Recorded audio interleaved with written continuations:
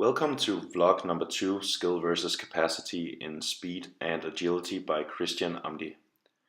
During this vlog, I will go through 2 drills with different athletes presenting with a skill and/or capacity issue. To clarify, a skill issue is seen when an athlete presents with a non-optimal technical model, and this isn't due to a lack of capacity.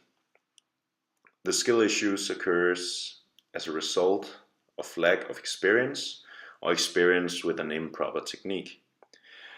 To assess this, you can rule out every capacity issues imaginable, or if your coaching or cueing results in an improved technique, then an issue of skill is likely to be the problem.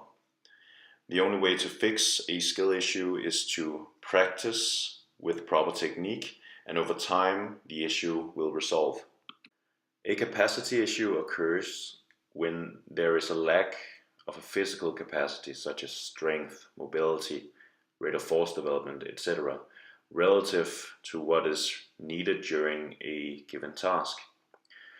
Specific physical assessments should be utilized to test your hypothesis. And to fix a capacity issue, you need to address the issue through specific exercise interventions as a part of your strength and conditioning program. This could be specific strength exercises targeting a specific muscle group. It could be plyometrics, or it could be mobility drills. The first drill is the B-skip. It is a speed drill used with the purpose of improving running and movement technique. The specific focus lies upon the cues of high knees and pulling back the swing leg. To start off, we see an athlete performing the B-skip drill. She presents with 2 less than optimal technical patterns. 1, her arm movement is out of sync.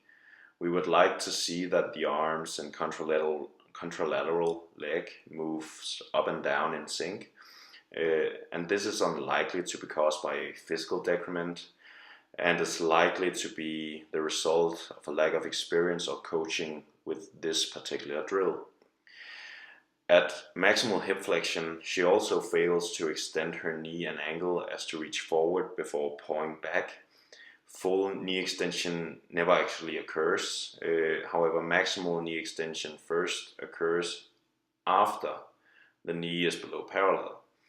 In my opinion, this is caused by a skill issue, which her demeanor at the start seemed to verify.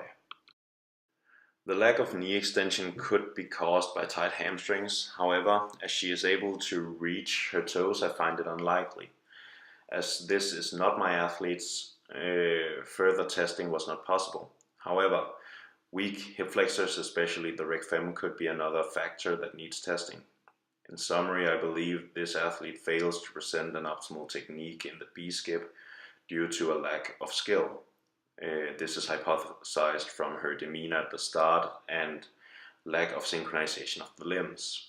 Her lack of knee extension is also believed to be because of a skill issue, but a capacity issue cannot be ruled out. The second athlete also fails to fully extend his knee.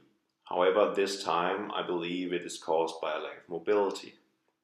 By simply observing the B-skip, we can observe that he is not able to flex his hip much over parallel, and maximal knee extension is 114 degrees, which in contrast to athlete number 1 occurs at full hip flexion.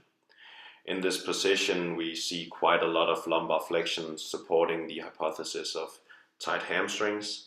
The same pattern is also observed with the athlete performing a straight leg running drill, in which the goal is to run with straight knees. Sadly, no further assessment was possible. However, it seems fair to suggest that tight hamstrings might be an issue for this athlete.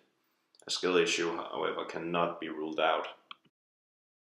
The second drill is the L-cone or 3-cone drill. It is an agility drill used as a part of the NFL Combine to test the athlete's agility and change of direction ability.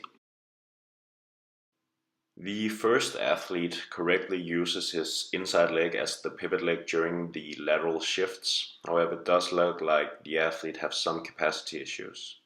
The The first thing we are observing is that his inside hand touches the ground. This is usually a sign of a non-specific capacity issue.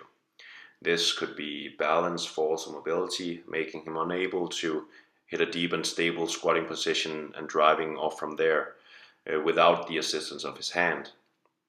It is also observed that the athlete bends over at the hip and spine instead of loading the knees, possibly due to a lack of force production capabilities from the quads.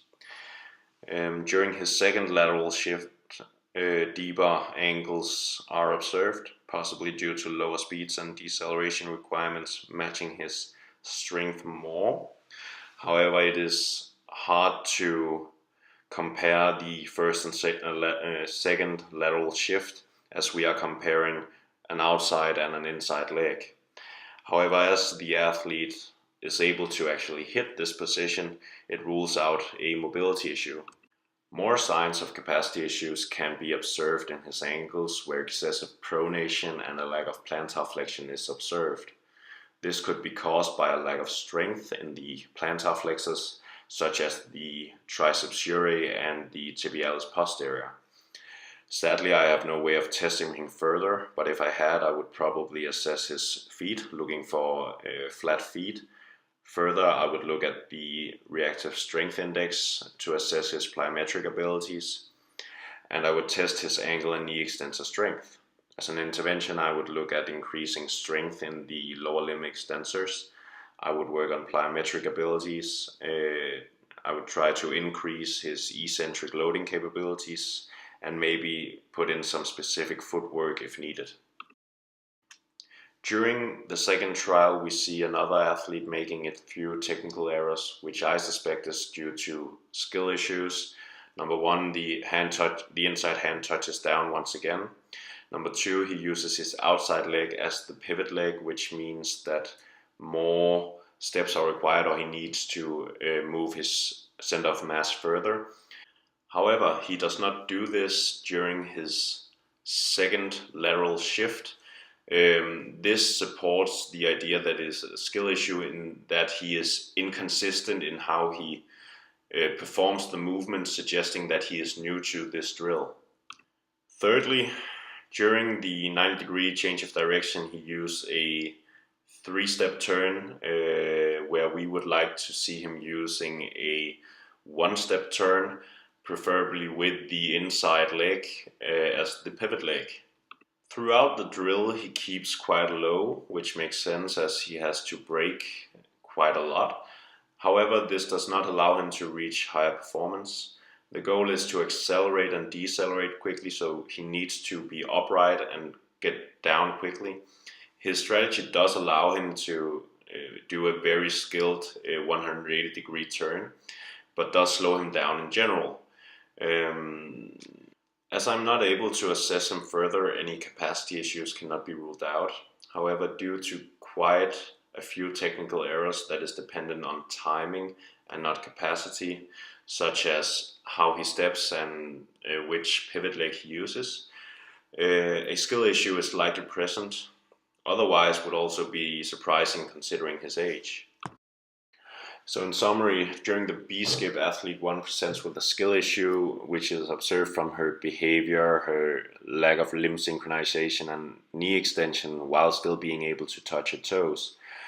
Curing of this knee extension and maybe regressing the athlete to a B-walk before doing it at high pace might help, and just practice. Athlete 2 presents with a capacity issue, which is observed via his lack of knee extension during both the B-skip and straight leg running drill, and excessive lumbar flexion, and mobility drills for the hamstrings and strengthening of the rectus femoris would probably help. During the L-cone drill, athlete 1 presents with a capacity issue, which is observed from the inside hand touching down, excessive ankle pronation, and a lack of ankle plantar flexion. And strengthening of the plantar flexors and supinators of the ankle would probably fix this. Athlete 2 presents with a skill issue, which is observed with his inconsistent choice of pivot leg and a 3-step turn during the 9-degree change of direction instead of 1. And a proper technical walkthrough would be sufficient, and as they are young, general strength training would suffice for both of them.